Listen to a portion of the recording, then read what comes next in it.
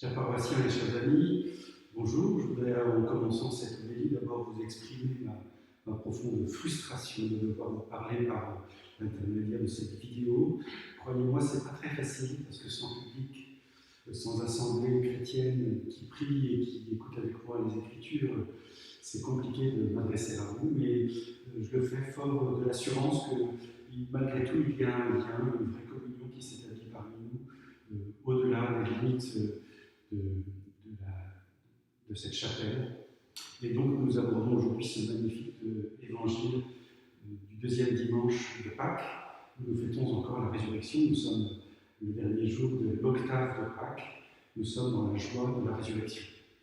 Et nous sommes confrontés à l'incrédulité de Thomas, qui a été habité par ce désir profond de voir, de toucher, d'entendre, de se faire sa propre opinion par les sens, lui qui évoque cette impossibilité à croire en la résurrection s'il n'a pas mis ses mains dans le côté. En même temps, c'est une belle chose parce qu'il nous montre, et il a bien compris, que le Christ ressuscité passait d'abord par le mystère de la passion, qu'on ne pourrait pas sauter au-dessus de ce grand mystère de la croix pour aller tout de suite à Pâques.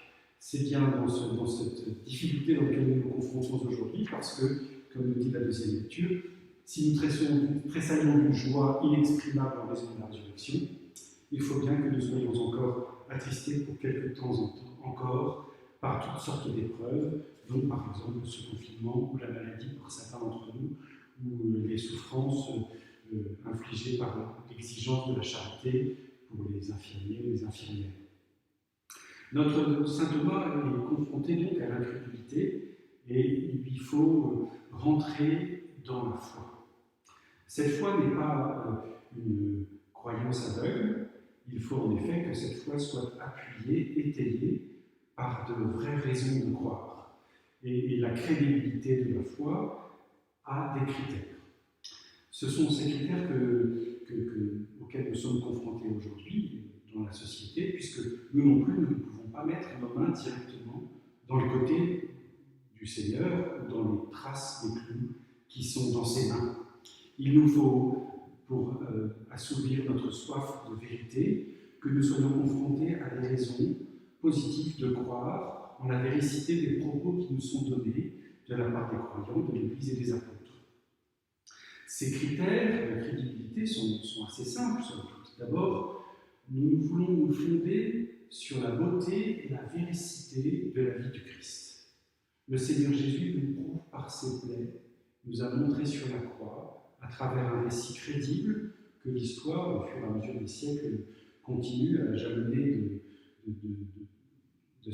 à jalonner par sa véracité, enfin montrer la véracité ou la crédibilité de ce récit. Jésus nous a montré, et c'est le premier argument fondamental de notre foi, dans sa vie ce qu'était la charité. C'est l'argument premier de notre foi chrétienne. Nous avons un Maître, un Seigneur, digne de foi, car il a montré son amour jusqu'au bout. C'est le premier aspect. Et nous pouvons nous fonder sur cette parole, et cette parole que les apôtres nous transmettent de la vie du Christ. Seigneur, je veux croire parce que j'adhère de tout mon cœur à ta vie, à tes paroles. Ces paroles ont une crédibilité que nul autre n'a. Tu les as assumées jusqu'au terme de ton amour et de ta vie sur la croix. Et je suis à même de croire par conséquent que cette vie-là a dépassé toutes les autres.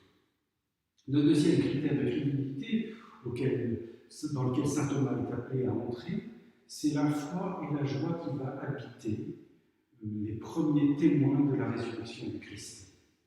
Certes, ils sont encore confinés, eux aussi, dans ce cénacle, par crainte, mais bientôt, ils vont témoigner de la joie qu'ils ont, de l'espérance profonde qu'elle est la leur, parce qu'ils ont vu le Christ ressuscité. Et dans notre vie, c'est un aspect que nous négligeons trop. Les chrétiens sont d'abord témoins de la joie et de l'espérance de la résurrection. C'est le fondement de notre cœur. Même dans ces temps difficiles, nous avons une joie qui nous fait tressaillir et qui est inaltérable.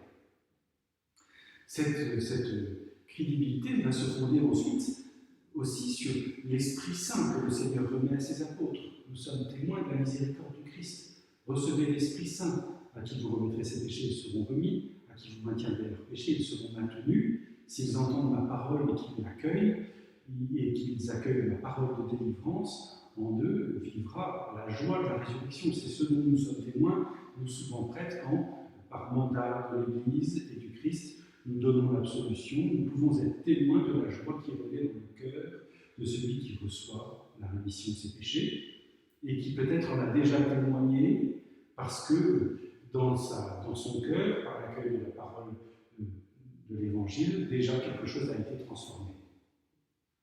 Et nous voyons, donc, Thomas est invité à devenir un homme vivant de la foi.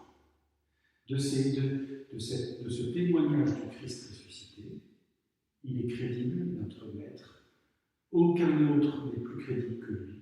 Pas un autre être sur terre n'a témoigné d'une parole avec une telle vérité dans sa vie. Il est crédible, notre Seigneur, parce qu'en nous avons la joie de sa résurrection. Il est crédible, notre Seigneur, parce que nous avons reçu l'Esprit Saint. Et voilà qu'en ces temps de Pâques, le Seigneur nous donne la charte, les Écritures en tout cas aujourd'hui, nous donnent la charte de la manière dont nous pouvons vivre cette joie. Et c'est ce qui nous fait tant défaut aujourd'hui, exactement ce qui est imparfait dans ce confinement et dans notre vie de foi. C'est cette charte, cette Magna Carta, ces caractéristiques fondamentales de la première communauté chrétienne qui témoignent de la vie du ressuscité. Ils étaient ensemble fidèles à écouter l'enseignement des apôtres, la fidélité à la parole de la foi transmise par l'Église et ses successeurs, les apôtres.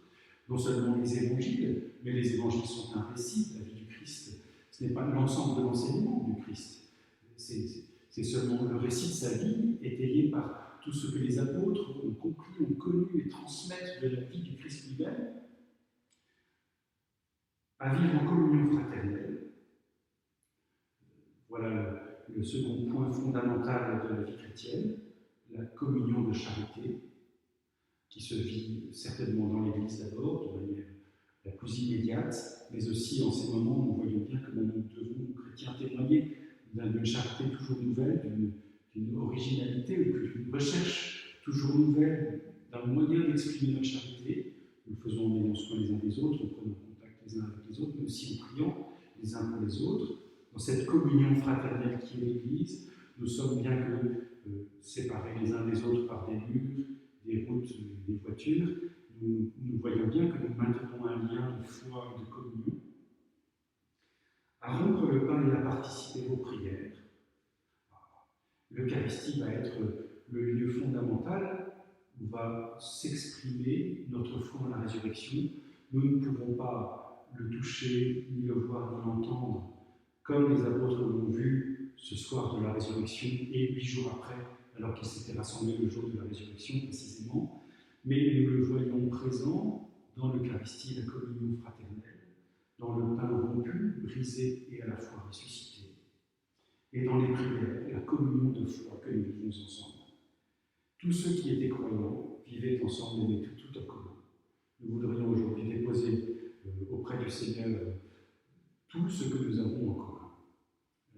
À la fois notre profond désir, cette frustration de ne pas pouvoir recevoir l'Eucharistie, de ne pas la distribuer pour moi, ce désir de nous retrouver au plus vite, ce désir de communion fraternelle, d'Eucharistie, de vie de foi et de joie. En ce deuxième dimanche de Pâques, je vous souhaite à tous cette profonde joie incarnée. Ne nous laissons pas attrister par les choses du monde.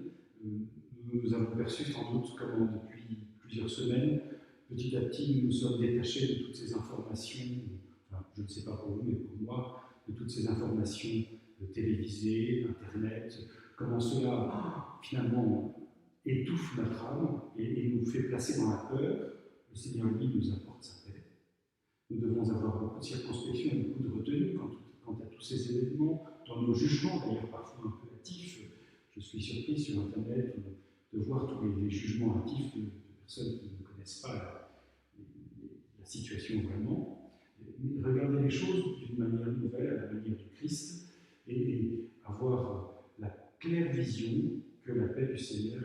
dans ce monde chaotique et qui, sous certains abords, peut être terrifiant.